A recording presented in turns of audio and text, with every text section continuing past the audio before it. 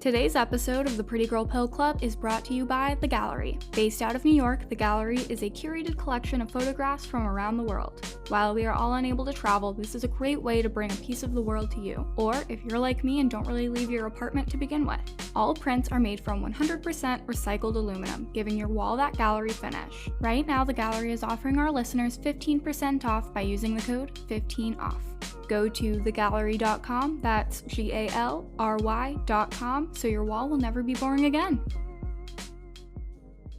Welcome to the Pretty Girl Pill Club, where 7-Eleven coffee and a cigarette is both breakfast and my sorry excuse for a personality. This is Sophie, and this week I sat down with my friend Mario and roasted his birth chart for about 2 hours, which I cut down into the episode you're about to listen to. We also get into his mental health history, specifically with generalized anxiety and panic disorder, and all of that fun stuff. I do just quickly want to disclaim that this was my first time recording with two people in the same room, and I only had one microphone, so if there's anything off in the audio, that is why. However, I will say that I think the episode came out really, really well, and I would even go as far as to say that this might be our best episode to date. And as always, just a quick reminder that we're not professionals, we're just idiots on the internet with fucked up brain chemistry who like to talk about our fucked up brain chemistry. So with all of that said, enjoy the episode. From the middle of the 20th century in the United States of America, hundreds and hundreds of teenage boys and girls are becoming hopeless dope addicts every year.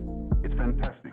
Who the fuck are you and why are you in my apartment? I am the worst person you're probably going to meet today. I can confirm. Yeah, you told me to come up to your apartment and now I don't know why. Yeah, I don't think I did. Strange. I think you're lying. I actually just snuck in through the window. No, we met like 2 years ago or a year ago. I don't know. Time isn't real. Yeah, it's irrelevant. At a cafe and... where I worked, and I immediately thought you were weird and kind of creepy. And a creep, yeah. I mean, I was a creep. It was weird. I just thought you were trying too hard. Oh, I was trying too hard? I mean, yeah, I probably was. I thought you were insinuating that I was trying too hard, and I was like, no, I was trying to get away from you. I was like, please leave me alone. I have to do my job or pretend to do my job. Yeah, I remember that specifically. Did I? No, I didn't. No, you didn't. Okay. You didn't at all. It was actually kind of funny. I can't even remember. Oh, we talked about graphic design because I was drawing some stuff. I definitely didn't approach you about it. You didn't approach me about the drawing. I don't approach anybody about anything. You didn't approach me about any of it, but we were talking about graphic design. That's all I can remember. And I used to sit there and just draw and hang out because I knew and try to start conversations with me, and I would try to walk away, and you'd keep talking. Yeah, basically. Yeah. Thank you, ass. I'm a really awful person. Maybe, yeah. And Fredo is such a sweet baby angel. Fredo is the sweetest What guy. a contrast. Yeah. What a contrast to have me and Fredo working the bar, and Fredo's just I always describe him as a little guppy. Mm-hmm. Doesn't he look like a little guppy to you? Yeah, and then he drags you in with those beautiful eyes and he says some nice things like, hey man. Very softly. He doesn't scream like me. No. Yeah. No, you were all over the place. But in a good way. Maybe. Yes. Maybe. Yeah, in a good way. Usually I was just pacing a lot because I couldn't remember what I was doing. I'd go to the back and forget why I was back there. And then I'd go back to the front and forget what I was doing. So I did a lot of pacing so it looked like I was busy. But I was really just trying to figure out what the fuck am I supposed to be doing right now? I don't even know. The thing that tripped me out the most was there's 4 people working at a cafe at 8:30 o'clock at night. 9:30. We were open till 10 on the weekends. I just think it's funny. It's 4 fucking people. There were not 4. There were 4. It was you. Oh, no, you're right. There were 4. Fredo. There was somebody in the back, and then there was that tall guy. Mikey. Yeah, Mikey. Angel. Sweet baby. Sweet baby angel. He cat sat Sam once or twice. She loved it. They bonded over both being Aquarians, and it was a good time. Speaking of which... That's what I call a segue. I'm trying this thing where, I was just saying before this that somebody on Reddit very kindly told me that it's obvious that I'm not lying about having ADHD to get drugs because my entire presence on the internet is just a big example of how aggressive my ADHD is. Because we've tried having a structure before and it lasts about 5 minutes before I abandoned the whole thing. So I took notes. And basically what I did was I went through Mario. I don't know if you said your name already, but you're not. Mario. And I went through your birth chart and basically wrote down all of your terrible qualities. Yeah, we have a structure now. It's about how bad I am, which is great. I'm excited to do this. Exactly. I'm not fucking it up yet. Yeah. This is going to be a fun game of how long does it take for me to just completely derail. I hope it's more. Want to place bets? Yeah, I want to place a bet. I think you can tattoo a dick on me. If I will do it. No, not actually. Come on, let's do it. No. We'll do a parlay bet. Because I know I will end up with a dick tattooed on me if we make that bet. I'll put it somewhere where people can't really see it, you know? It's like closest to your like heel or something, like so your shoe covers it. That's true. I don't really wear sandals, so that is like, I'm just saying, it would work. I mean, that would be a really cool place to put a dick tattoo. No, I think I'm good, actually. Okay. All right, fine. No dick tattoos yet. Maybe one day. Maybe I'll just like have an episode and go off the rails and end up with a dick tattoo. That would be a fun story. You'll be 5150 at like Glendale Adventist, and your friends will walk in, and the first thing they'll notice is there's going to be like a dick tattooed on my forehead. On your forehead. You're like, what the fuck happened? I'm like, I don't know, dog. I just I'm loaded on Valium and Ativan. Yeah, I said yesterday that I don't think being 5150 is all that bad. No, you get a 3-day vacation where they just load you up with Valium and Ambien. And this is not a real idea I had, but I know that I'm not above actually doing this. Like, getting 5150 is a great way to get out of something. Yeah.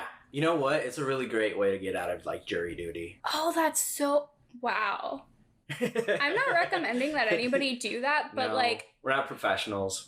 I mean, fuck, you already, like, I fucked it up. I forgot to say that. No, I forgot to say that. Usually I say that at the beginning. Or usually I record it later and add it in. Well, I guess yeah, if it's not, like, blatantly fucking clear already, I'm not a professional. Anyway, I'm not recommending that anybody do that, but I also don't recommend people do a lot of things that I do. So, I'm not saying that I'm not above doing that. Yeah. I don't think I'm above doing that either. No. That's kind of fucked up and sad, but, you know. Sometimes you just need a break. Sometimes you just need a good break with some drugs and hanging out with some people that you don't really know. And at least you're being supervised by, like, medical professionals. So you're not just, like, alone in your apartment, like, doing Xanax. You're having, like, the urban shamanic experience. It's like... Wow. Yeah, it's like you go on a trip to get some ayahuasca and, you know, a shaman just kind of, like, watches over you. What's the same way if you get 5150, you basically go and you have these doctors that are watching over you while they give you these medications that are supposed to just tame you out, I guess. All right, well, looks like I'm getting a dick tattoo because I already have a tangent. When I worked at my last company... When I worked at the last company that I worked at, that we can't name, but as soon as Ronnie is able to sell his shares, we're gonna trash them. Let's do it. Name them and shame them. Can't wait. I'll make t-shirts. Oh yeah, it'll be a great time. I'm gonna, like, get banned on Twitter. We have a whole plan. Sounds fucking I'm gonna have to make so many sock accounts. Yeah, don't get deplatformed though. It's shocking that I never have been deplatformed. I'm not gonna tell this story because we've already gotten so derailed, but because I'm literally in the middle of another story and I'm telling another story. Yeah. But I got into Twitter beef with the lead singer of Third Eye Blind when I was like 17, and it's shocking that I didn't get banned from Twitter, but also that was a different time and they weren't as strict on Twitter. Anyway, besides the point. Third Eye Blind, was that the guy who was, like, really Christian? He was, like, in Orange County? No, he was from the Bay Area. Okay. Where I'm from. Wrong. And he had that song, oh fuck, what is it called? Oh, Semi-Charmed Life is literally about, like, his methamphetamine abuse. Fun times. Anyway, when I worked at the last company that I worked at, the company was run by a bunch of, like, white guys that live in Venice Beach. Which is all I need to say about them. That tells you everything. Well, you already have a picture in your mind. Yeah, I spent a lot of time in Venice Beach, so did I. It's all regrettable. Yeah, I have a love-hate relationship with Venice Beach. It's weird. That's all I'm gonna say. I mostly hate it. Of course.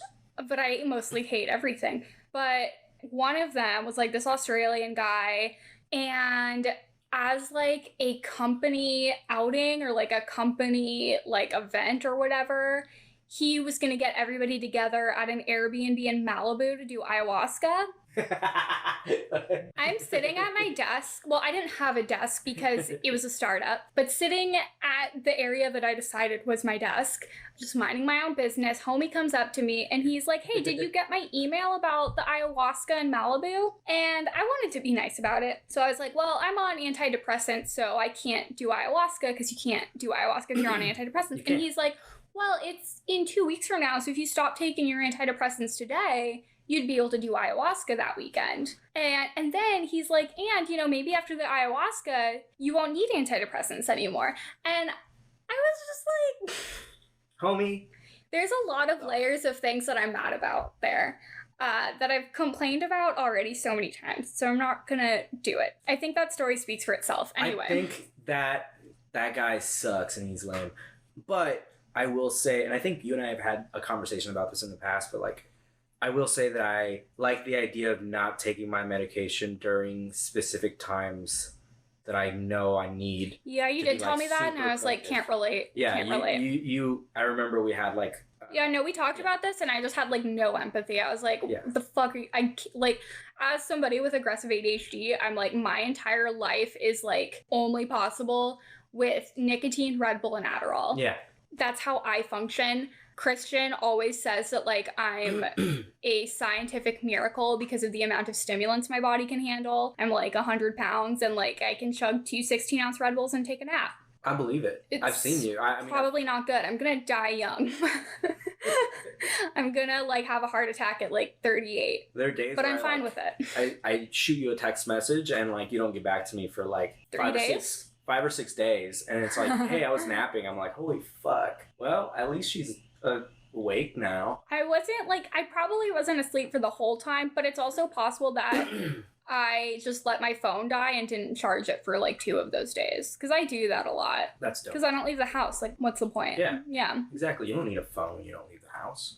Yeah, exactly. Ish. I do everything on my computer anyway. Yeah. So, whatever. To start, in as little or as much detail as you're comfortable with sharing, what is like your diagnosis and what medications are you on? And how long have you been on them? Got it. So, my diagnosis is general anxiety disorder, I believe, and panic disorder. I've had it for my whole life, ever since I was, like 8 years old. You were born with it. It's genetic. I was definitely born with it. I'm 30 years old now. I was fine. I mean, I can tell that I still had the anxiety, but I was comfortable with doing a bunch of different things when I was like in like my senior year of high school, all the way through college, all the way through till I was like about 24, 25. And yeah, I was going to get married at one point to this girl who was severely bipolar, and she didn't know it. We actually got her diagnosis when we were engaged. Don't we just love people with bipolar disorder that aren't diagnosed? Not only was she not diagnosed, but after they gave her a diagnosis, she didn't really want to do the thing. She didn't want to do the medication. She didn't want to do therapy. She didn't want to do any of it. And okay, once again, not a doctor, but I feel like that's a common trope with bipolar disorder. Yeah. Oh, yeah. And it was crazy. I think like the last... Well, I was doing well before I got into this relationship. And then when I got into this relationship, my anxiety started coming up. Right before she got 5150'd, we were living together. She went in for a 3-day hold and came out. And then, she had a mishap again that same day and went back for a 10-day hold. Yeah, when she came out, it was just not the same.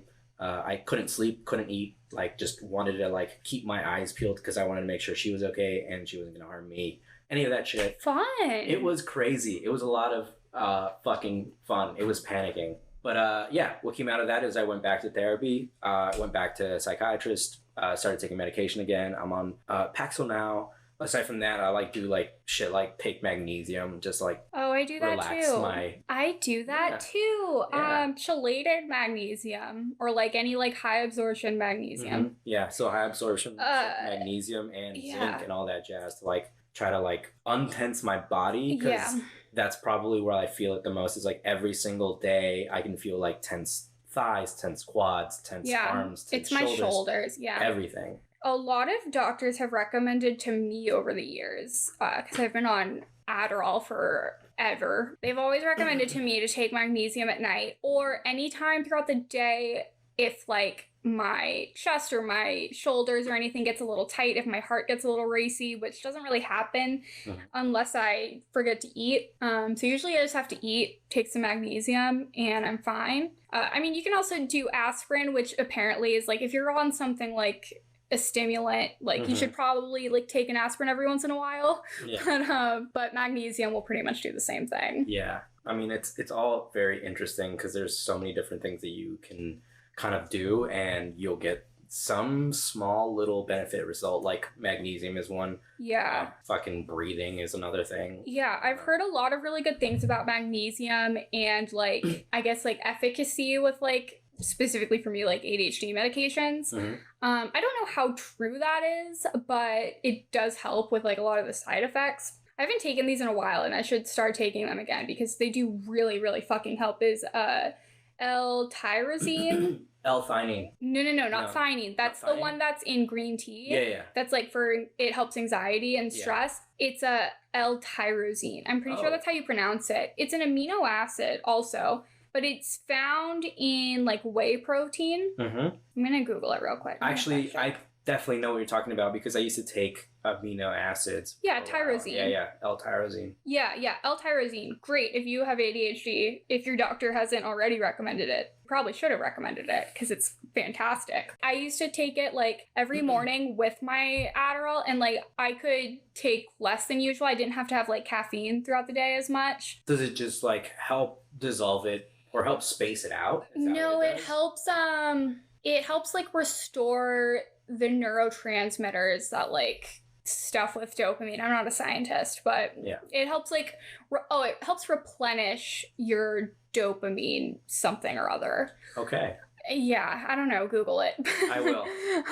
Right after this, I'm definitely going to Google it. But Google a lot of things. Yeah, I mean, you can take it as a supplement. It's like not that expensive. Or if you consume animal products, whey protein definitely has a shit ton of it in it. So, I mean, I have a huge ass thing of whey protein in my pantry that I haven't touched in months. Maybe you should start. Depression's wild. I can attest to that because I definitely have been feeling depression, especially throughout this time. And also, like, just in general. I think the last, like, 3 or 4 weeks I've been super depressed. And I think I'm a hot mess. I'm in a depressive hole. You went into a depressive hole, and I was like, did we Freaky Friday? Yeah. How was you for what, 3 days? That's me, like, every 2 weeks. I'm on, like, a 2-week cycle with my depressive holes. Are you sure you're not bipolar? Not that that's a bad thing. You know, I don't want to talk shit about bipolar people. No, all the power to you. I just talk shit about people that... I talk shit about everybody. Well, yeah, but that's great, you know, that you can do that. That's my shtick. That's my gimmick. I like to talk shit about people when they just, like, they know what's good for them, and they should be doing these things, and they don't. And they don't, and they know it. No, I mean, like, I was raised by, like, a bipolar parent. I swear to fucking God, dude. My dad just, like, a couple weeks ago, like, tried Zoloft. For the first time ever. For the first time ever. Allegedly, he's allergic, air quotes, to it. I'm sorry, I'm not buying it. He's like, yeah, I don't think I should try any more medications because I think I'm allergic to Zoloft. I'm like, number one, don't believe you. No. Number two, you know there are like a million other medications that do the same thing that you might not be allegedly allergic to. He's probably just like not feeling that manic state that just makes you feel so. I feel like my dad is manic more often than not. Yeah. Yeah. Okay. Mania is like such an addicting thing. When you're in mania, I know, I've said this before. As a former drug-addled youth, I get that.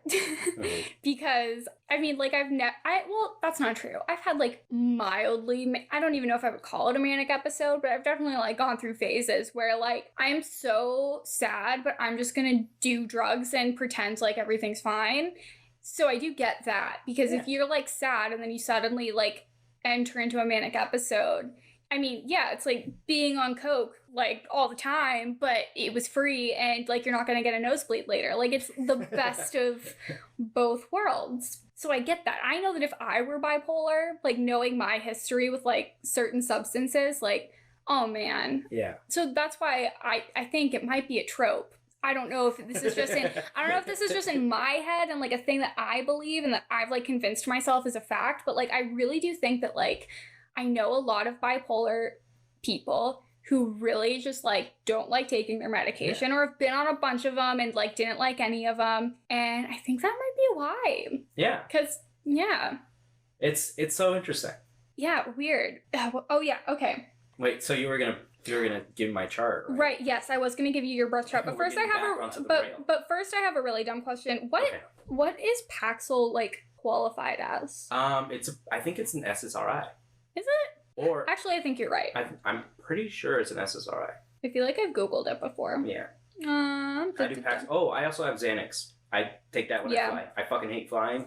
I don't like the idea of not being in control.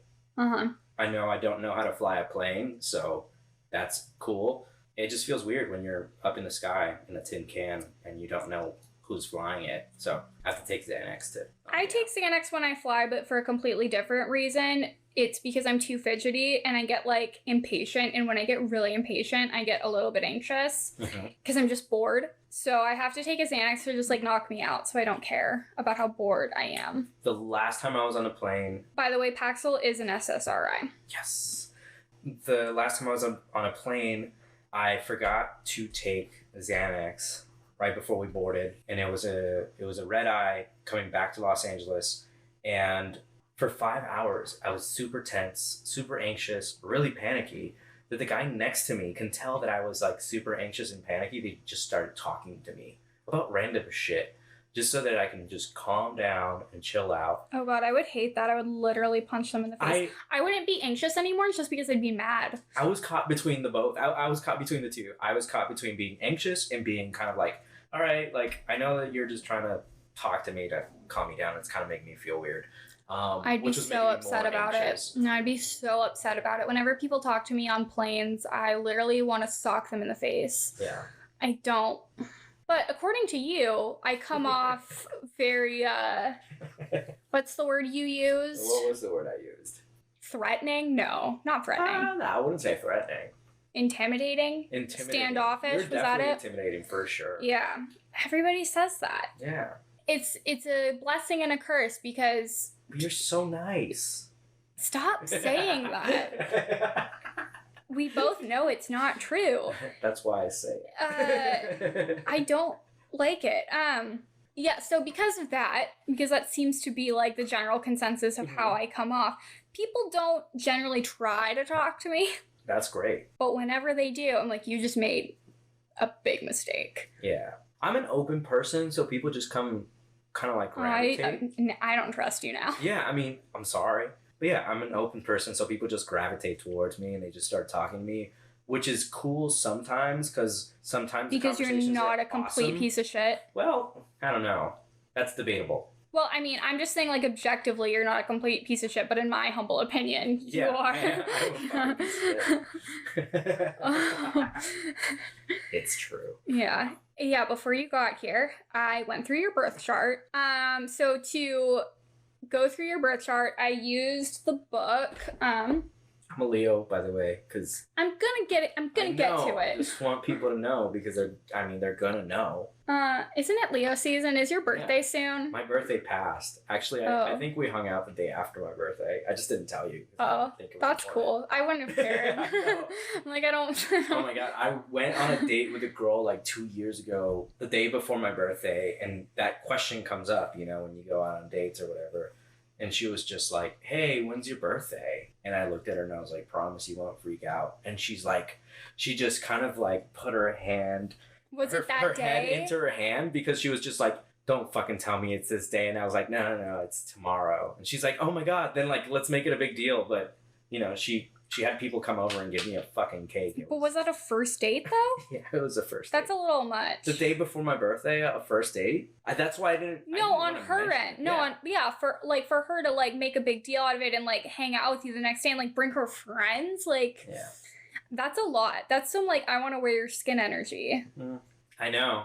You know, that's the kind of energy that, you know, guys throw off. That's the kind of energy that I got from you. And, like, why I was, like, really mean to you and still am. Because I totally threw that I want to wear your skin energy out. You do. Well, I mean... maybe to most people it's just like being a polite, like decent human being, but to me it's like I see it as a threat. Yeah. So then I'm the threat. You're a little standoffish, but I'm the threat. Yeah. Because I'm defensive. Anyway, as I was saying, I used the book, The Only Astrology Book You'll Ever Need by Joanna Woolfolk. I think that's how you say that. I've referenced it a lot before. I'm sure everybody knows about this book. It's like one of the most popular astrology books ever written because it's fantastic. So, breakdown, you're a Leo sun, a Pisces moon, and a Virgo ascendant. See, this is the part where all of that like new agey bullshit I was raised with like really comes out. But my like super granola upbringing is just like really gonna come out right now. But your sun sign is like your core self. It's your true self. It's who you are at your very core. Because, you know, a lot of like these traits develop over time. Like you grow into them. Okay. But you'll go through phases in your life where you're not really true to that. Like you might look at it at one point in your life and be like, this isn't, but a lot of it you have to grow into. Some of it you grow out of. There's a lot of like traits in my chart that I've grown out of that were definitely true when I was younger. And there are a lot of traits that I've for sure grown into. Cool. That I used to look at and be like, that's not true. And then like a few years later, I'm like, oh shit. That's me. That's me. Okay, so your sun sign is your true self, your core self, and that's in Leo. The moon sign, I don't know how familiar you are with like birth charts and stuff, but I'm just gonna run it down. You run it down. I have my shtick that I stick to, but you run it down. This is, having a granola ass upbringing that I disavow. I don't disavow. Yeah, no, I'm just gonna say I disavow, but like it's still, I can't deny. Well, I can't deny it when it comes out. You know, that's cool. I was raised Catholic, and tracing it back to like having anxiety when like my parents were. Oh yeah, it was really weird. They thought I was possessed, or they thought like that. You know, I had to go to church more, and like God was gonna help me. Yeah, we like prayed and we did all these things, and like nothing ever worked. Yeah, it's like I could totally see an ad where it's like Xanax sponsored by Catholicism. And, you know, childhood trauma. Catholicism induced childhood drama. Yeah, that's probably what it is. Yeah. I don't hate it, and I don't hate. Like my dad grew up Catholic, and that's why he became like a super new agey like dude in his later years. I mean, my dad to this day is like on the board of directors at like the Center for Spiritual Living that he still goes to and that I grew up in. What is poppin' pill poppers? This is Ronnie with a quick message.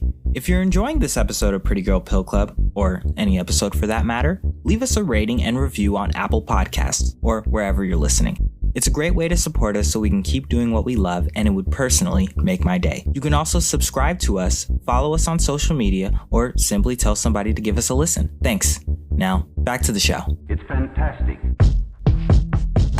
Anyway, besides the point, this is where my Birkenstock ass roots come into play. Sick. Your moon sign is your emotional self. It's your inner self. It's how you process emotion. A lot of people, maybe they feel like they don't really relate to their sun sign, but they really relate to their moon. And that's because your inner monologue is kind of dictated by your moon sign. Mm-hmm. Yours is in Pisces, which, Jesus fucking Christ, what a nightmare. Is it sad? It's bad. Really? It's really bad. Shit. Yeah, no, your birth chart's a mess. Your birth chart's a mess. I'm just gonna say it. I only wrote down the negative qualities, but I kind of just like read all the positive ones and like rolled my eyes. So we're just gonna skip over those. That's not him. Yeah. That's a fucking dick, that guy. He's weird. He's some stranger. Yeah, he smiles too much. It makes me uncomfortable. God, and it's true because a lot of people they say I smile a lot. Shit. I guess masks are good right now. Nobody can really see me smile. Yeah. Yeah. Okay, what's the next one? Okay, thank you. Wow, you're better at keeping me on track than Ronnie is. Oh. That was like a verbal subtweet. Anyway, Ronnie is dope. Ronnie's dope. The best. Just want to say that out loud. Unlike me. You're blunt. That's what they said. Oh yeah, no, I get a lot of DMs that are very nice and kind, and I appreciate each and every one of them. I screenshot all of them and save them because underneath all of this like solid impenetrable Rock. ice. There's a little bit of sentimentality in there. A little bit? A tiny bit. Like a drop. Yeah. It's drop in the ocean. It's the drop that separates me from a sociopath. I don't know if that's true. Okay. Anyway, I get some DMs where people will be like, "Oh, I really love the podcast and I really love you and Ronnie. Ronnie is like so smart and well spoken and smart, and you're like really blunt." And I just like laugh so hard every time because I'm like, I know it's true, but I can't tell if there's just like if it's like a backhanded compliment or not. But I take it as a compliment. Yeah, I don't think it's a backhanded. It's my gimmick. It's really my gimmick. It's who it's you. It's like that's your. No, it is. Your internet self. It is. It's very true. And then your ascendant, which is in Virgo, that's also referred to as your rising sign. Your rising sign is kind of the mask that you put up. Usually, like, if you were to meet somebody, maybe spend like 10-20 minutes talking to them, and then somebody were to ask them, hey, what do you think that person's astrological sign is? They would probably guess your ascendant sign. Yeah, which is Virgo? Yes, yeah. Virgo. Mine is Scorpio. Fuck. Yeah, which explains a lot of shit. It does now. My brain is just I'm sure I've told you that before. I tell everybody that. I'm really proud of it. I didn't know that. Yeah, no, my rising is... fucking makes sense. My rising is in Scorpio, my sun is in Aquarius, and my moon is in Aries. I say that the Aries moon is like the literal like sole cause of my aggressive ADHD. My mom is also an Aquarius sun with a moon in Aries. So my childhood was a mess. Wow. Yeah. You got like a really bad hand. I don't think so. I really like my chart. No, I really like my chart. Scorpio. I love Aquarius and Aries. I'm a little narcissistic. I don't know. I mean, it's not bad to be a little narcissistic. No, but I really... As long as you're not a narcissist. I hate admitting how much I love my like absolutely garbage personality, but I kind of do. Because a lot of times people like, and most of the time I am joking, but like a lot more often than I'd like to admit I'm not. Yeah. So a lot of it is a shtick, if you will, and a lot of it is not. Yeah. Yeah, no, I like my chart. I don't know. I like it. I think it's a hot mess. But in like a really like fun, nihilistic way. It is a hot mess, and it can be fun, and it's very, very, very. To me, it looks hot and cold. It's hella hot and cold. You're really trying to diagnose me with bipolar. I'm not trying to diagnose you with bipolar, but it just seems very hot and cold. Yeah, again, bipolar people, y'all are cool. Shut up. They can take it. Okay. I mean, they don't care. They're gonna be on a manic episode anyway. Yeah, exactly. It's fine. Exactly. I don't know. It's just. I feel like mine is just very like. Yours confuses me. Sad boy. It is. Fucking, no, it's. Yeah. It's like I'm Drake, you know. Yeah. Sad guy. Yeah, and fuck Drake. Yeah, exactly. I actually don't have an opinion on Drake. I'm gonna retract that statement. I'm not. Yeah, I mean, my birth chart, maybe I like it. Like, I just, like, it just resonates so hard, and I just really like it. Because, yeah, dude, Aries moon through and through, like, instant gratification is the only way. There's no other option. What I think is funny about being a Scorpio rising is that Scorpios are, like, known for being, like, really, like, vengeful. And I'm not actually vengeful at all. No, I'm not. Okay. I'm not actually vengeful, but I act like I am. Okay. Like, I make a lot of empty threats.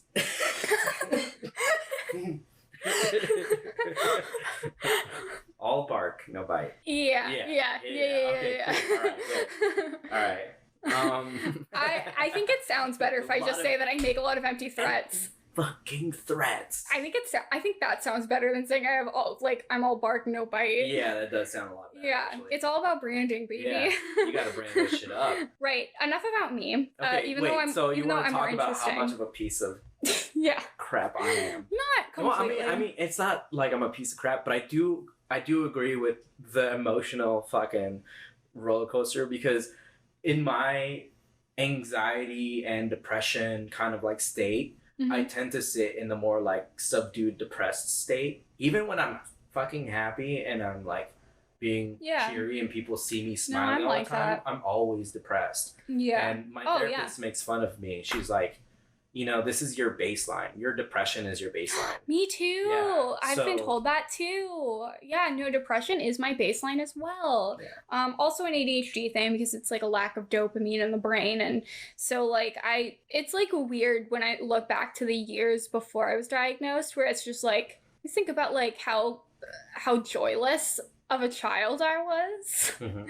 Like I was just such like I wasn't anxious because I don't have anxiety. But no, definitely lucky because my mom has like very severe anxiety and I'm like would not trade. Because I've seen it and I've had a couple of panic attacks and they were horrible and I couldn't imagine having those like once a week. Yeah. My mom used to have them like once a week. Like the type of panic attacks where you think you're having a heart attack and you're dying. I've had those like maybe 3 or 4 times in my life. Literally it would knock me out. I had to take like 2 days off of work after one of them because I was just like so out of it. Mm-hmm. Just from like all of it. I couldn't imagine having that once a week. Anyway, it's hard to explain, but I had like an antsiness to where it was like it felt like I was bored, but I didn't know what I wanted to do. Like if you could imagine like a little kid being like, oh, I should like play or something, and just like being like, but I don't want to do anything, but I do want to do something because I'm bored. And like this weird restlessness. That's the word I'm looking for. Just like this weird unrelenting restlessness that just, and I like felt that for just years and years and years. And like I look back to that and I'm just like, holy fucking shit.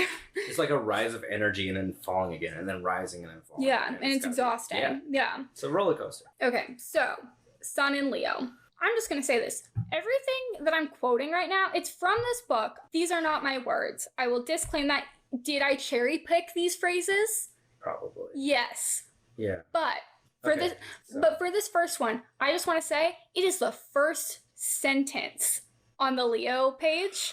It is the first sentence. I'm not fucking joking. I'm not fucking joking. Lay it on me. I mean, I kind of want to see the first sentence on the book, but like lay it on me so we can... You need the receipts? Yeah. Okay. Show me the receipts. Your loyalty is beyond question. You are devoted to yourself. Shit. It's so backhanded. I love it. It is. Wow. That's true. I am devoted to myself. Are you? It's all about me. No. Maybe. I mean, like... Is it? Be honest. Honestly, like, I think maybe yes, in a way, but also I like to share. You do. That was another thing. This is like one of the nice things in the Leo section that I didn't write down. I thought you were not going to give me nice things. No, but I didn't write this down specifically because I wasn't going to mention it, but I am going to mention it because I remember it. Apparently, I didn't know this. I guess I'd never read the Leo chapter before because I don't give a fuck about Leos. Yeah, you hate Leos. I do. Leos and Aquarians are polarities. Usually they hate each other. Yeah, that's why we hate each other. Yeah, no, exactly. We're having like IRL internet blood sports. Yeah, well, I guess that would just be like blood sports. Yeah, right now. Yeah, no, we're, yeah. But it said that, and this is surprising to me because it doesn't really fit into the whole, like, what I think of when I think about a Leo. Okay. But I have a theory about it. Okay. Leos are very giving, like they like to give gifts and they're happy to give them without getting anything in return, which I think is weird because Leos need to be needed. Yeah. They're big on what's the word? Codependency? There you go. Yeah, codependency. They want to be the leader, but they like to have a team. So I find it interesting. I almost don't buy the whole they like to give even if they don't receive. I kind of don't buy it. It's a hard thing to buy. because I feel like no, you are getting something out of it. Yeah, well, everything's transactional. Right, so I don't believe that. Maybe I'm just like too cynical, but I literally read that and I was like, I'm calling bullshit because if a Leo needs to be needed, then isn't like giving a way for like to I don't know, maybe like superficially strengthen a relationship or like make an impression on somebody or to like put yourself in a place where like they can rely on you so you'll be needed. Yes, always. I think I don't think it's completely altruistic. I don't believe it. I don't believe it for a goddamn second. I don't think that there was any motive of altruistic behavior in that. I think that people give, or Leos give, without wanting something in return, but I think that But I think there's a subconscious want of... It's a subconscious return. They're receiving what they're giving themselves. Aha. So, like you said early on, I think the first sentence that you said was all about... it's all about you. It's all about me. Yeah, so that's why it doesn't make any sense. So, if I know that people are complicated, but like, because like, I mean, like Aquarians, for instance, are, I mean, one of the sentences in the Aquarian chapter is like, you're just a conglomeration or a collection of paradoxes. Because like Aquarians are, like, there's like the tagline, I guess, for Aquarians is like, oh, they're like the sign of friendliness, but you're also like very cold and like a little bit off-putting. And I'm just like, I don't know. I've never been described as friendly, but I have been described as cold and off-putting. So we still have yet to see that. Yeah. It's coming. You're gonna grow into that part of your sign. It might take like 10 years. Well, I don't verbally express it. Yeah. I like to just like verbally tear you down. Yeah. And then, but like, that's what friends do. But like, build you back up through my actions. Oh, I've yet to see that. Yeah, no, you're right. Yeah. I was gonna counter, but then I was like, I don't have a counter. I don't have a counter to that point. Yeah, so I think that, you know, we're loyal and we're loyal to ourselves and we want to benefit ourselves. And if I give you something without looking for anything in return, I'm just kind of like feeling good about myself for doing it. So I am looking out for myself. Yeah. So it isn't like you know. Yeah, that's why I'm like always reluctant when you try to do things for me. I'm like, what do you want? What does he fucking want? Yeah, you brought me 2 Red Bulls yesterday. I did. I was just getting myself some coconut water and I was so happy about it though. That's the only time that I've like, that's like probably the most genuine appreciation I've ever expressed towards you. I think I said that. I was like, you know, I brought you cookies and, well, I brought us cookies and I left them here. And then I also brought You brought ice cream sandwiches and then you didn't eat them and I ate the entire box of them the next day. Well, that's because we had pizza. We had pizza. Yeah, he also brought me a fucking pizza. I mean, my head you gave me 2 prison tattoos that are really shitty. Congratulations. Thanks. You're welcome. I'm working my way up to not being as shitty. They're actually not that bad. I still want to be. I actually like them. No, I kind of like how shitty they are. I liked the one that I did last night, the chain link with Sam's name.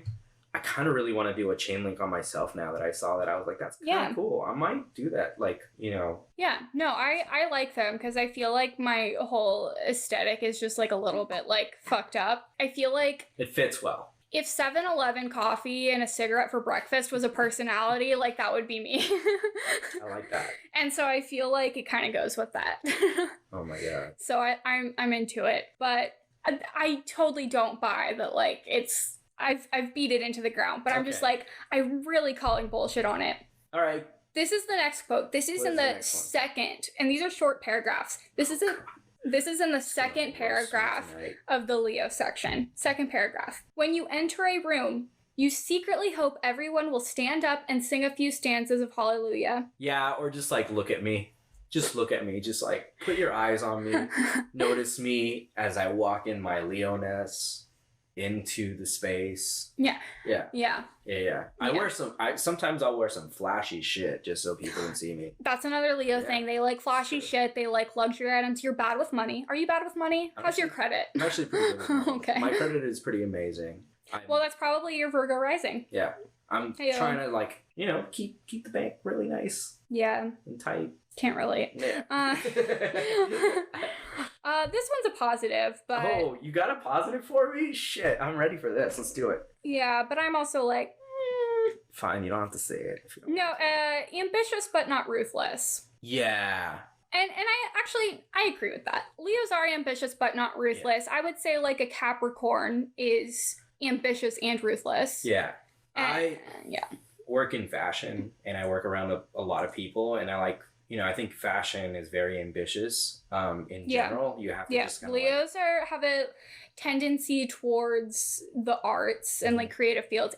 And also any field where you can get a lot of money and fame. Yeah, very true. I like money and fame. Yeah. But I don't want to sacrifice Get in line. Humanity. I don't want to sacrifice humanity over money. That's good. Yeah. I guess. Kind of. No, it is good.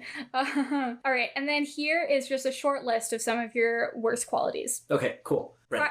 I'm not gonna cry. If you start crying, I'm gonna get super uncomfortable and you're gonna have to leave. Then I might have to cry just because I want to. I would really prefer that you didn't. Okay. Okay. Prideful, egotistical, confrontational, bombastic, and overbearing. I mean, yeah. I think you've seen all of those. Yeah, I mean, the egotistical one, I feel like it's a little bit of a shtick, but if it's anything like my shticks, it's like you're pretending like it's satirical, but it's not actually satirical. It's just like the truth. Yeah, I've tried really hard to work on that one, the egotistical one. I mean, like, there's a series of things. Like, so you have your chart and you have your signs, and you can either choose to accept them and continue to be a shitty ass person and be happy with that, and that's completely fine and cool. Yeah. Or you can decide to work on that. Well, what I think about astrology, because even though I believe in science and I believe in science. I believe in science because I'm not going to finish that sentence. No, come on, finish it. No, it's okay. I'm sure I've said it before. Okay. I don't need to reiterate. Look back at previous episodes, please. Yeah, no, I'm sure there's a soundbite floating around. Actually, I know there is because I literally post them on Instagram because I think they're funny. Of me just being a piece of shit. Like, sometimes I will literally clip the worst things I say and just like put them on like Twitter and Instagram. You should just put a stream of them together, like a compilation, a compilation, or like a sequence of things. I literally do. Yeah, I literally do. That's our whole Instagram account. Okay, I gotta see this. Yeah. I think I just follow you on Instagram. I don't follow her. And I don't even use my real Instagram. I know. Shit. Well, you don't have to. It's fine. No, like I don't need your pity follow.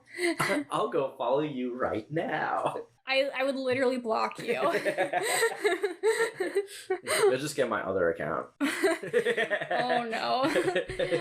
Yeah, you'll make a sock account. Yeah, I learned from you. Yeah, no, I teach you all about like weird internet bullshit. You teach me. Don't let me get on that tangent. Okay. I can't. I literally cannot. Wait, what are we going on next? We're going on to your moon sign. Oh, okay, cool, perfect. Yeah.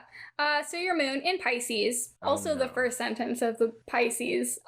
Is it Jesus fish? Is that what it is? No. Oh, okay, cool. That's what I think of when I think of Pisces. I think of that little Jesus fish. I don't think it's a Jesus fish. I think it's just a fish. Oh. Astrology is older than Christianity. It is. I just... Oh, right. I remember I forgot what I was going to say. I was going to say that even though I believe in science, astrology, see how quickly I get derailed? It's a problem. And I'm literally I took my Adderall today. This shouldn't be happening. Even though I don't believe in any God or anything, I also accept that I don't know anything for a fact. There's a lot of things that I do know for a fact and a lot of things I don't. And so I'm willing to have my mind changed. And so I'm willing to, because I know people have a really hard time accepting things that they don't have an explanation for. And I mean, that's why religion was invented. Yeah.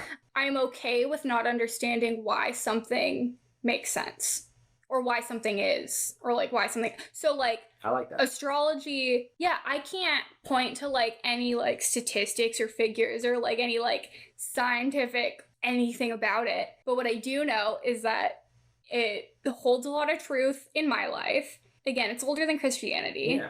It's been around forever. I think the way that the planets in the solar system and all of that sort of affect, so things like the moon affecting ocean tides and stuff like that, the other planets do have an effect on all of the other planets. Mm-hmm. And so that being true, it's hard to say all that they have some sort of influence on. Mm-hmm. So I realize it's a little bit crazy.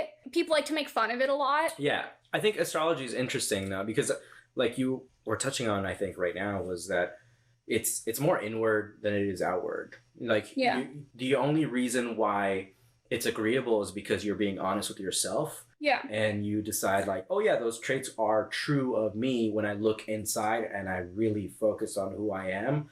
And that takes a lot of vulnerability that a lot of people are not willing to accept. Yeah. The moon changes tides. The moon also was what a lot of women back in the day were basing their, menstrual cycles on, yeah. And then also it had a lot to do with how you grew when it came down to agriculture. Yeah. Yeah. So we know that other planets and stars have impacts on things that go on Earth. I'm not a scientist, all right? I'm not a scientist. Shut the fuck up. I know that I'm like botching this, but like you get the point. I get the point. Yeah, okay, thank you. So the best way I've ever heard it put was actually Mikey, who I used to work with. He said that when he moved to LA, he like totally rolled his eyes at people that would like talk about astrology. And then he kind of like had a moment, because he's also like a jaded ass like Aquarius like me. He kind of had a moment where he realized that whether or not astrology is like based in anything factual or if it means anything, it is a jumping off point for introspection. And so, I mean, yeah, therapy is a jumping off point for introspection. Obviously, that's the point. A lot of things are jumping off points for introspection. Astrology is just another one of those things. And so it's a net positive. Yeah. Because the argument against it that I always hear is like, well, I don't like the idea of like my personality being predetermined. And I don't think that it is about your personality being predetermined.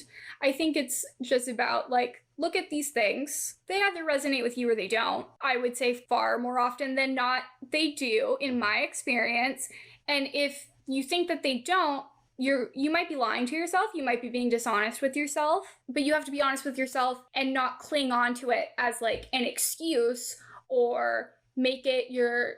I mean, I make a lot of jokes about being an Aquarius, but like, to be perfectly honest, I don't cling to that as like my entire identity. Right. I just think it's funny to joke about. Yeah. Because like Aquarians are fucking, they're nuts and everybody says that and I think it's funny. I like to just kind of use it as a starting point for self-reflection. I have a lot of people, I'm going to jump in there and say like, I have a lot of people that come up to me and after time of knowing me, they go like, oh, I didn't even know you were a Leo. And I have this like funny phrase that I always give to people, which is like, oh, that's because I'm just taming my Leo. That's all I'm doing is like, I'm trying to tame this Leo character. And it's because, you know, you accept the qualities that come with it and you change the ones that you know, don't see fit, or you reject the ones that you don't necessarily like or are with, you know? And that's what it is. Like you said, introspection, like it's a jumping off point. I like to meditate and I like to read some books about some shit.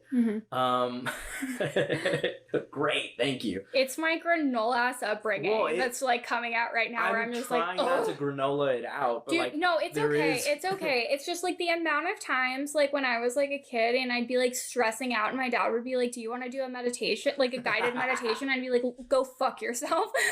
No, I can't. And then do that I'd slam a door and like cry for 3 hours. And that was probably meditation enough. Yeah. I'm like, you have your way, I have mine. Exactly.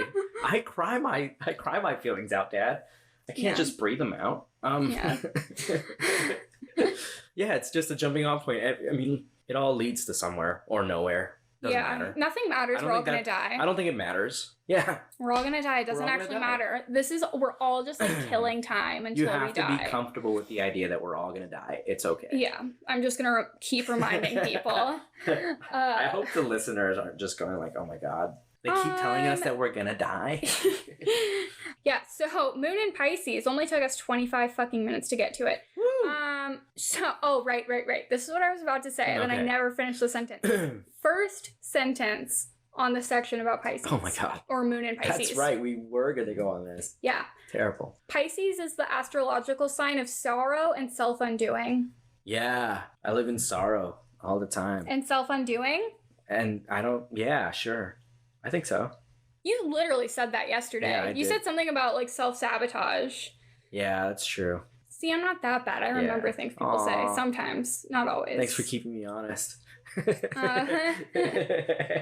But you did say that. Yeah, I did. You were never a drug-addled youth, though. I was not. So what is your favorite self-destructive behavior? Oh, relationships, for sure. Ding, ding, ding, ding, ding.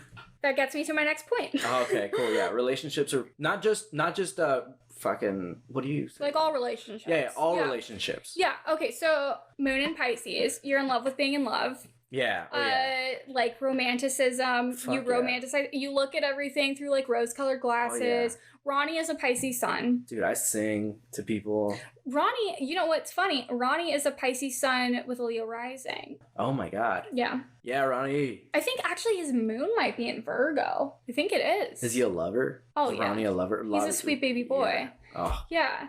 No, he's an angel. Fuck yeah. You also have a weakness for letting those with strong wills and definite opinions lead you onto unsuitable paths. Oh, It's- yes. Asterisk. I can't say that word. Asterisks.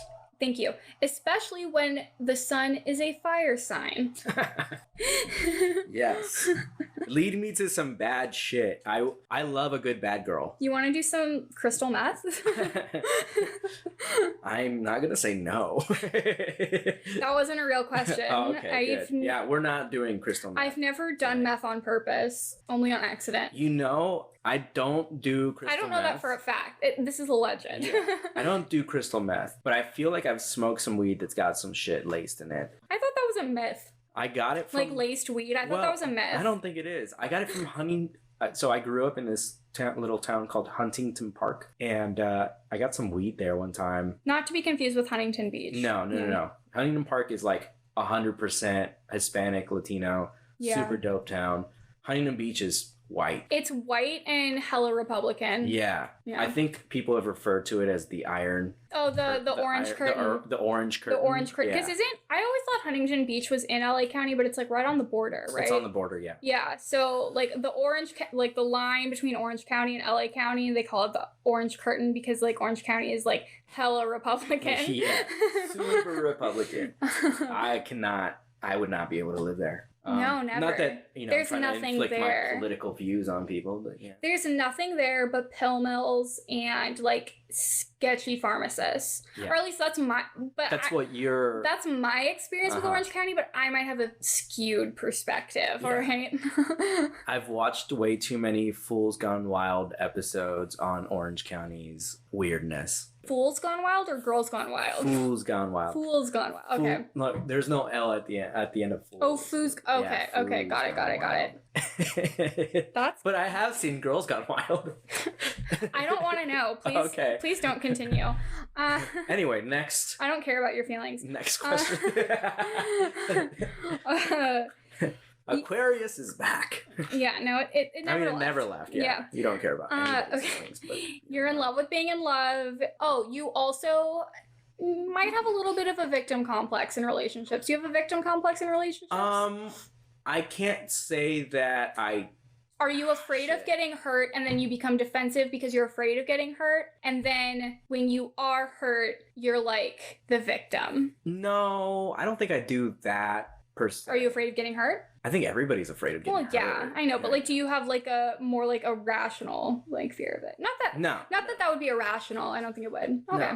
No, I don't have a fear of like getting hurt. I think everybody's afraid of getting hurt. I think I just like the people that are really bad for me. Yeah, no, sounds about right. Yeah. Sounds about right. I only like people that are bad for me. I only date people that I'm terrible weird. For you. You should not hang out with me. Yeah, I would never hang out with you. I mean, I'm here now. I don't know what I'm doing here, but yeah.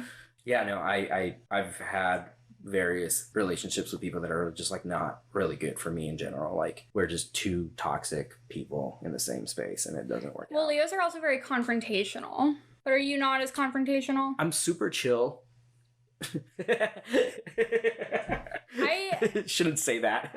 On the Can list, we edit that? No, I'm leaving it in. This is Fuck. This is going. I'm gonna clip that and put it straight into my blackmail folder. Wait, you should put this on your Instagram. You should make a little. Maybe thing. Yeah. I don't know if it'll be good enough. I'm super chill. Well, no. What I was gonna say is like on the list of like 10,000 other things that I have a vendetta against, I have a vendetta against the phrase or like the word chill. Okay. It makes me hate mad. so many things that I say. It's hard to keep track. I don't even. This is a good tangent. I went on a date with another Aquarius once. And literally we were walking and he asked me, so what are some things you hate? Wow, that's awesome. And then we just like went through, like we walked around for like an hour and just like talked about all the things that we hate. It was really funny. I was like, I should try to like go out with more Aquarians because I didn't end up liking him that much, but I did really like that. This gives me a lot of like, this is a lot of good information for me to go out into the world with because now I'm going to go up to Aquariuses and go like, so what do you fucking hate? Yeah. And I'm just going to sit there and listen because I'm going to be able to like go, okay, cool. I'm not going to do any of that. No, I will. But because I'm a because you're Leo. A shit stirrer because you're a Leo. Yeah, exactly. So then I'll do it. And then afterwards I will victimize myself. No, I'm kidding. I won't do that. Yeah.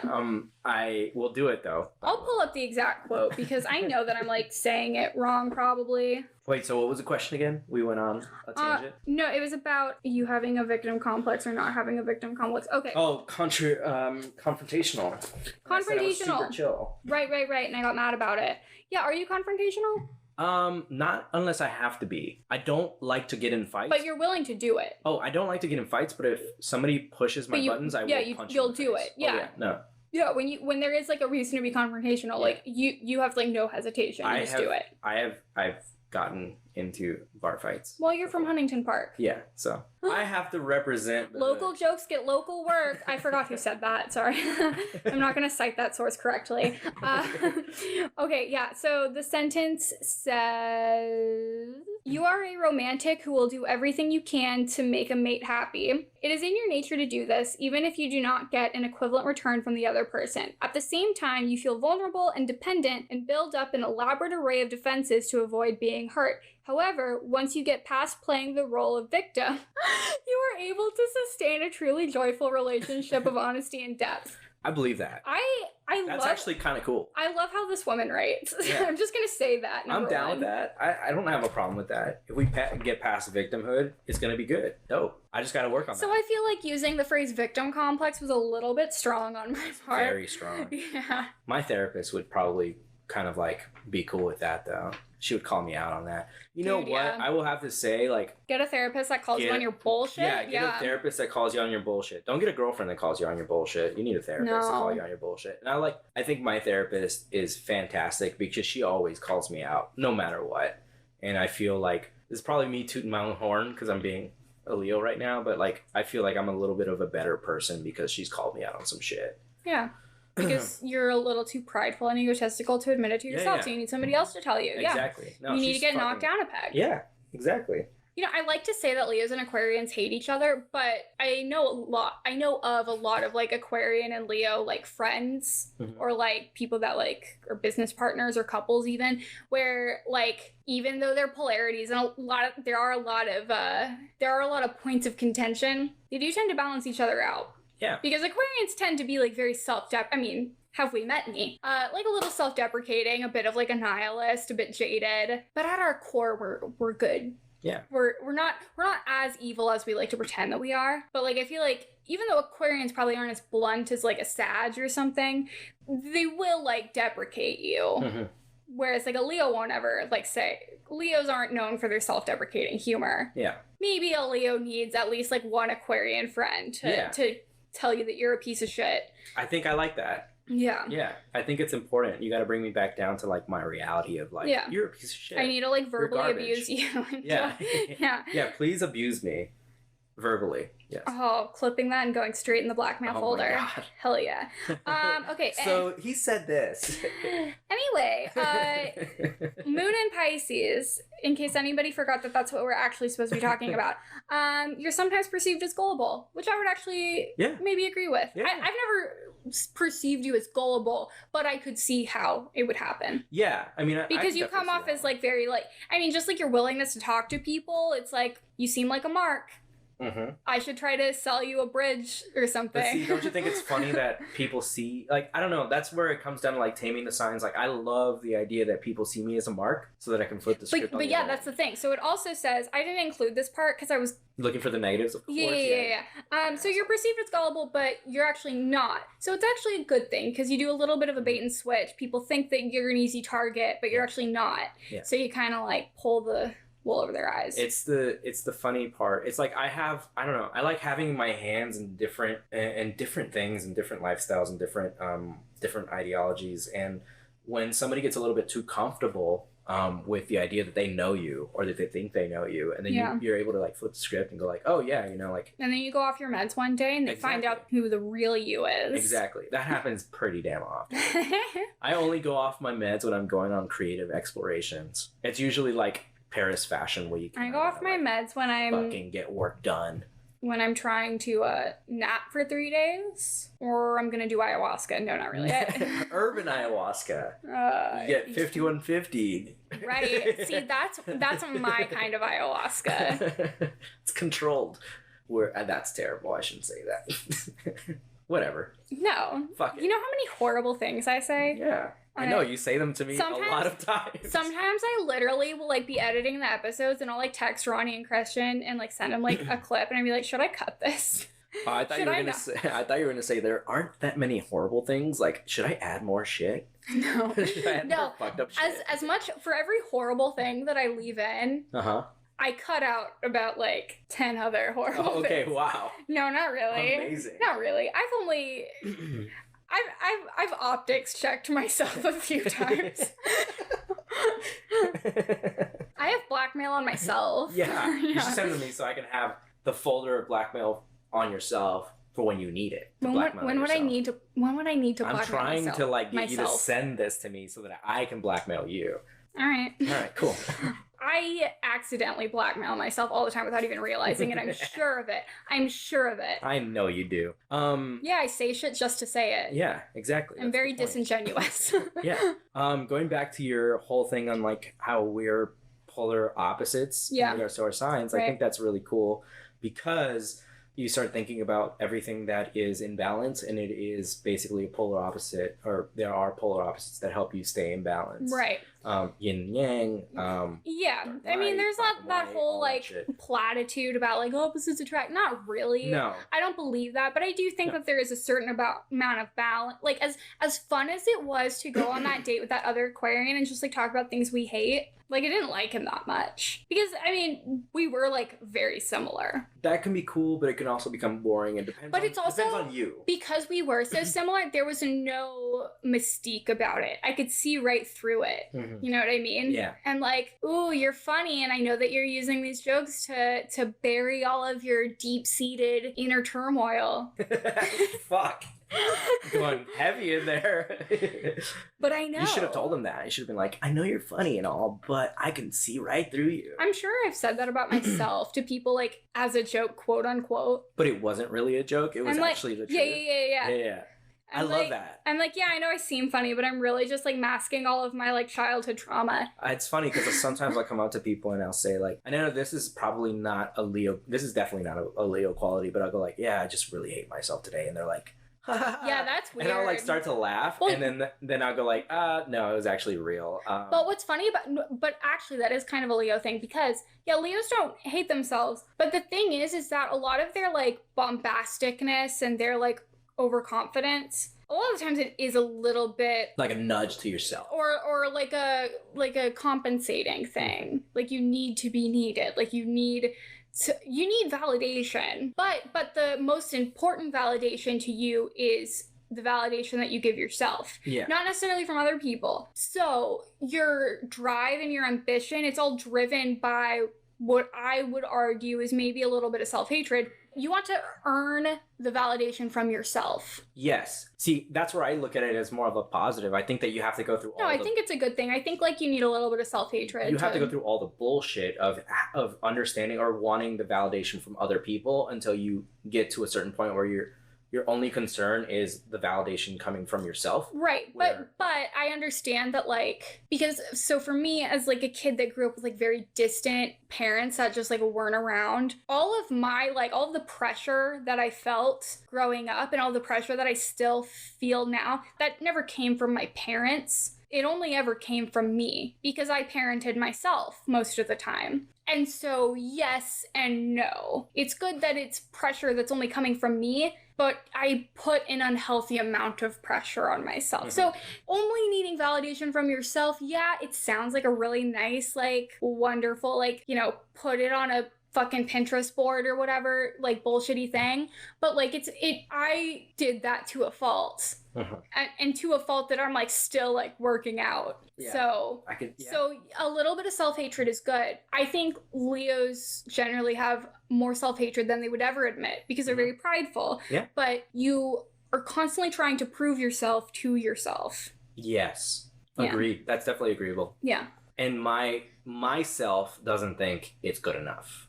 Yeah. Yeah. Exactly. And unless you go to a lot of therapy and take your meds, it never will be enough. That's what I'm working on right now. All right, last one. Ooh. I can't believe it took us an hour and 25 minutes to get through 3 points in your chart. we kept derailing. I told you. I literally told you. I told you. But hey, have I tried to wrangle us in? No, you really like kept me on track. No, but you've done better than. Look, I love Ronnie. He doesn't wrangle me in enough. I feel like he needs to like crack the whip a little bit more. Yeah. So your rising sign or your ascendant is in Virgo. Once again, your Virgo is the mask that you show to the world. It's kind of your superficial self. Yeah. Like I said earlier, like I like to make a lot of empty threats because I'm a Scorpio rising. So it's more, so the Scorpio trait, my Scorpio traits are more of a facade, you could say. Mm-hmm. You have an analytical outlook. So even though like your moon is like very emotional, the Virgo side of you is it moves through the world a little more logically, which I think actually that's like, you have a pretty balanced chart. That's why I save money. Yeah, exactly. Well, yeah, because Leos are bad with money, but you do save money. So the way that you're approaching the world is a little bit more logical. So you're balancing out all of that like ridiculous Leo and Pisces energy. But there's always a caveat. You have a tendency to dwell on minute petty details, and you become resentful if others fail to see the significance of those petty details. I would say that I can get stuck on the details a lot because of the creative energy I think I put out. And I know that sounds like an excuse, but you definitely want things to be really nice and perfect. Although, you have complained to me a lot about that. We had a whole conversation. And it's not going to make sense to anybody who's not, like, familiar with graphic design, but, like, the stuff about, like, finishing all of your, like, paths and stuff in Illustrator and, like, expanding all of your text and stuff. Shit that people don't see unless you're going to be printing stuff, like, graphically. And I'm like super like ridiculous about that stuff. Yeah, a lot of the graphic designers which is weird for me. I've received so many project files from graphic designers who like I dropped out of design school, and I've gotten a lot of project files from people who actually like finished design school where like all of their text is still like editable text. It's not like converted to like a vector, and like all of their strokes are still strokes. They're not expanded into like a filled like object, like all of that stuff where I'm just like, the fuck are you, like, why would you ever send this to somebody? I got a tech pack over the weekend because a friend wanted me to help her set something up because she had hired some kid who was in art school or who had just come out of art school to help her set something up. She used this tech pack, sent it out, printed 150 shirts, and they were printed in the wrong color. This is ridiculous. Like, there were no measurements. Like, there was just an image of what the t-shirt looks like at the end when it's printed. And it didn't say like, oh, this print down from this point, like, and then over from this point, this many inches.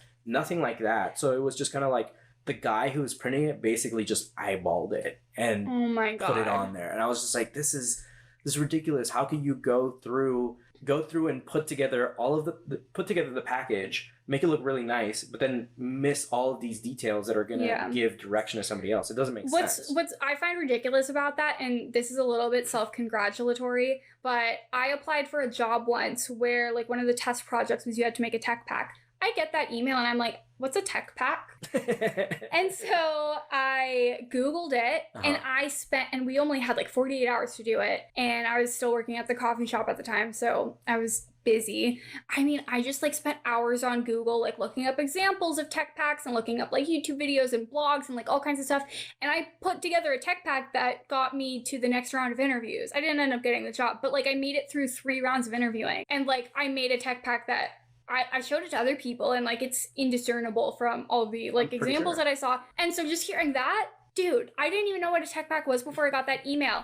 Yeah. Google is your fucking friend. Like, that's why I dropped out of school, because I'm the type of person who will like be like, I don't know what that is. Let me figure it out, learn it real quick, and do it exactly how I'm supposed to. That was the exact same thing that got me a job somewhere. Is like, I didn't know how to make a tech pack. And you just lie through your teeth. Yeah, exactly. I was just like, hey, I definitely know how to make a tech pack. And like, 3 weeks into the job, I'm basically making 30 tech packs in the span of like 3 or 4 days. Oh God, I would kill myself to send that shit out to like. I made one tech pack in my whole life, and I I'm honestly glad I didn't get that job. I probably would have killed myself if I had to do more of those. Now I've got to the point where I have a hard drive filled with different tech packs and different like templates of articles of clothing, so like t-shirts and so you kind of just are copying and pasting. Yeah, so now I have my own thing that I basically can just go like, all right, cool, do this, do that. Yeah. I can whip out tech packs in minutes. Yeah, no, we had 48 hours to do it. I used the whole 48 hours because as much as I do focus on the details, it's not really in my nature to do that. That's kind of a skill that I've had to develop because, you know, ADHD, dyslexia, blah, blah, blah. I say it all the time. I kind of have to force myself to be neurotic and for better or for worse. But no, like all of my neurotic tendencies, I feel like are a net positive. The point that I'm getting to is that there's really no excuse because like that kid went to school and was like trained to do that stuff. And my dyslexic ass, because my dyslexia is particularly bad with numbers. There's like another specific word for like dyslexia, but more with numbers, and that's me. And so all of those like little measurements like made me want to fucking die. I'm also bad at math. Like it was so bad, but I can almost with like 90% certainty guarantee you that tech pack was flawless. Yeah, I believe it. I've seen your work. It's actually really clean. I've actually where have you seen my work? Here in your space. I think there was a point 2 weeks ago or 3 weeks ago where you were doing something on your computer, and then I think you showed me outlines on your computer as well. Oh yeah. Yeah, you showed me the outlines, and I was like, oh, that's clean. Looks nice. Yeah, that's presentable. You could send that to a fucking printer, and they wouldn't. Yeah. You know. Well, because like when there's just so many layers, I just get overwhelmed, and I can't do it. But I definitely do spend a lot of time on minute details. Like I used to put together CADs for design when it came down to fashion design, and I would scan all of the fabric swatches and build swatches on Illustrator and then drop those in and then drop them in a way that like actually went with the grain of the fabric. So you have to like move things around. I was going to say that's ridiculous, but I'm like, no, that's a thing I would do. Yeah, so I'd move everything around so that it went with the grain of the fabric, and then I'd go in there and I'd add shadows. Oh my god! Just so that it but that's the thing but that's the thing I would do. I would definitely spend a lot of time. Yeah. Well, I do spend a lot of time like trying to make stuff like that look good. Yeah, because at the end of the day, it's going to be like something that's But you shouldn't make it look good to hide the fact that like the details are fucked up, because that's what it sounds like that kid did, where he made it look really nice and professional, but like it was like a hot girl with no personality. Yeah, that happens often, and they're usually Leo women. Yeah, they are. I've met many of them. I know. I don't think I know any Leo women. I probably do. I know a few. Yeah, I know a few. I've gone out with Leo women, and at the end of it I'm like, God, what a nightmare of a couple you would be. What did I just get into? Like, you had so many hopes and aspirations before we went on this date, and then you just want to talk to me about how you are at Soho House or something. Ew. Yeah. Gross. I spent all day at Soho House. It was amazing. Good for you. Fantastic. Control both of self and events makes you feel secure. Well, yeah, that's a really big point in my anxiety, not just my chart. It's a really big point in my anxiety that I like to. Thanks for making that tie-in to make this whole thing relevant. I mean, I think I've been trying to make all the ties in. Hopefully. No, you're better at this than me. Do you want to like take over? Do I want to host this show? Yeah. No, I would never. Do you want to replace me? No, I would never. I think you do fantastic. You're not mean enough. Yeah, I have to be mean. And that's like the whole shtick. Yeah, I can be Actually, no, because Ronnie's a nice guy. Like, Ronnie's a like sweetheart who's like. Oh, I know, he's wonderful. I mean, it doesn't work for you. You weren't a drug-addled youth. Yeah, I was not. The branding doesn't fit. No. Control is part of like my anxiety. I feel like I need to be in control so that I don't have any anxious moments or any panic attacks or anything like that. So I tend to like to drive wherever wherever I go. I like driving because I'm in control. I know like I'm gonna be safe and I'm not gonna. Oh no! Because I want to be safe, I let the other person drive. Yeah. When I had a car and I was like dating somebody, I would just like have them always drive my car. Like they would drive me places in my car. That's awesome. That's like a big. But but dudes always like want to drive. They do. I know that's like gender is a construct, but also like a lot of straight boys do like to drive. Yeah. So and it makes it. I mean, it makes it a lot easier to be a person with anxiety and have that. How do you say that? Like social construct of the man driving, because like it just it's a I crutch. can just it's a kind of little like bit of a crutch. crutch it and Use it as an excuse. Exactly. I hide in certain situations from my anxiety. Like if I'm having a moment, I'm gonna be like, I'm gonna go to the restroom. I'll be right back, and I'll like go to the restroom. Yeah, and then you just hide in there for like 20 hide minutes. In there for like 10 minutes. Story of just, my life. Come back out and be like, oh, what's up? What did I miss? Yeah, no, I've literally told a story before about like I had just like gone through a breakup and I was like going through what I would qualify as a little mini like manic episode. I was also doing a lot of drugs and I Little mini manic episode. It sounds like a really good play, you know? Little mini manic episode. Little mini manic episode, yeah. Like a theater film. Yeah, I was on a lot of drugs and I decided I'm just gonna fuck the sadness out of me and like went on a bunch of like terrible Tinder dates. But then I was like hooking up with a guy and then I was like very drunk and he's like still in my bedroom and I like go to the bathroom and I just like lay on the floor and like curl up in a ball and like cried for like 20 minutes. I also, while I was curled up in a ball on my bathroom floor, deleted my Twitter. Just a weird sequence of events and like oh my god. And I know I've like said this before, but like I was just like maybe if I stay in here long enough he'll just leave. He didn't leave. It was like a whole that reminds me of a really weird story that happened, or a really weird thing that happened to me with this girl I met on Tinder as well. I don't think she might have had a manic episode actually. You always find the time bomb. Yeah. I feel like I'm the time bomb that a lot of people find. Yeah. No, I definitely. It was unexpected. I'm sure that I'm somebody's crazy ex-girlfriend. Pretty sure. I'm pretty damn sure. Yeah. I have to be. There's no way that I'm not. I could. Somebody, somewhere. I actually know one person. No. Who you might. I don't think you're an ex-girlfriend, but you. Who? I'll cut it out. Oh, yeah, Yeah. That would be it, right? Yeah, that would be like one. I feel like he's the crazy ex-girlfriend. He is definitely the crazy ex-girlfriend. Oh my god. No, we were such a horrible mess. Yeah. He has tons of anxiety. He's the worst. Shit ton of anxiety. Okay, well, anyway, so I went on a date with this girl. We were hanging out in Atwater Village, and we're sitting on a bench just kind of like hanging out, talking shit, whatever. Mm-hmm. And I don't know, things start getting a little heated while we're sitting next to each other, to the point where like we ended up going to her house. Oh my god. Yes. So she took me to her house and we're just laying in her bed at one point, just hanging out. She starts to get naked. Oh my god.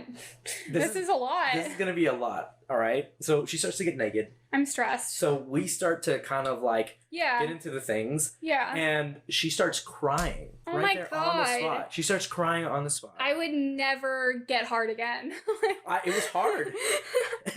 She starts crying, and then I immediately like just kind of like shuffled off and like, I don't know if I've made it clear enough, but I hate when other people cry. It was crazy. Like I shuffled off and like I just sat there and I was like, "Are you okay?" And she's like, "Yeah, it's just like, you know, I really miss the love of my life right now." And I was like, "Oh my god. This is so crazy." And she's like, this guy, and she starts going through. We have a 1 hour long conversation. Oh while we're both naked. Oh no. And I hate everything about this. And I at one point just start going like, I just put my hand on her back and I'm like, it's gonna be okay. You know, I would have left. I was trying to leave, but she was crying. I would have left 2 hours ago. I don't know. I didn't know what to do. So I just like, I was like, it's gonna be okay. And then eventually like I just slipped all my clothes back on and she, you know, started putting her clothes back on, and then she just like came over and she was like, "I'm so sorry, thank you so much." Yeah, I hope you are. She tried to kiss me.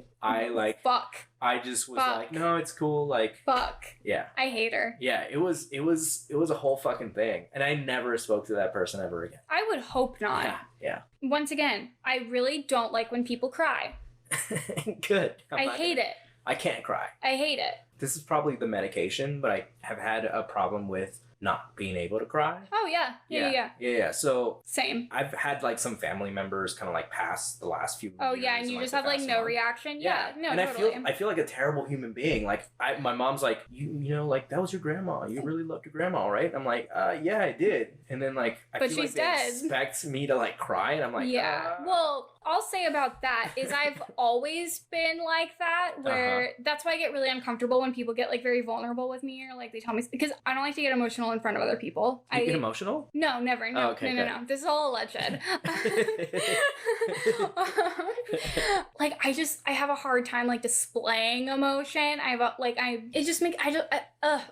lack sincerity. I come off as like very disingenuous, I think sometimes, or like insincere, but I'm aware of it now, so I'm like better with it. So when I was off of antidepressants, like I would kind of just like do the thing where I would be like very cold, but I'm aware of it now to where like when my mom like told me that she had cancer, I was like, I need to just like remind you once again that I'm like not a complete cold hard bitch, but I just like have a really hard time with sincerity, so I'm not gonna get vulnerable with you right now. Just understand. Can I ask you a question based on the story?